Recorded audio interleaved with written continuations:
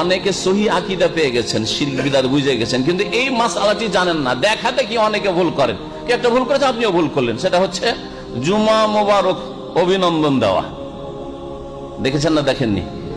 আজকে আমার কাছে এক ভাই বোম্বাই থেকে হোয়াটসঅ্যাপে মেসেজ পাঠাচ্ছে, একটা গোলাপ ফুল দিয়েছে খুব সুন্দর, আর সেখানে লেখা আছে জুমা মোবারক, আরবিতে লেখা আছে, আর তার সাথে ইংলিশে লেখা আছে, বাংলায় লেখা আছে, আর তারপরে পরিচিত মানুষ, তিনি পরিচিত মানুষ। তারপরে ওখানে লেখা আছে নিচে যে এখানে আপনি গোলাপ ফুলের উপর ক্লিক করুন। ঠিক আছে, ক্লিক করে দেখলাম, দেখছি জুমা মোবারক, জুমা মোবারক, জুমা মোবারক। জি হ্যাঁ, কালকে রাত্রে জুমার দিনে পাঠিয়েছে। সুন্নাত না বিদআত? জুমা মোবারক বলা বিদআত। ভালো করে শুনে রাখেন, এতদিন ঈদ মোবারক ছিল, এখন জুমা মোবারক শুরু হয়েছে। নতুন নতুন বিদআত কিয়ামত পর্যন্ত কত যে জন্মিবে আল্লাহ পাক বলেন। সুতরাং হোয়াটসঅ্যাপ ওয়ালারা, ফেসবুক ওয়ালারা, আর এই রকমই যারা ইন্টারনেট ব্যবহার করেন বা এমনিতেই কথায় কথায় বলেন ভাই জুমা মোবারক, ভাই জুমা মোবারক, না, জুমা মোবারক এই কথাটি বিদআত।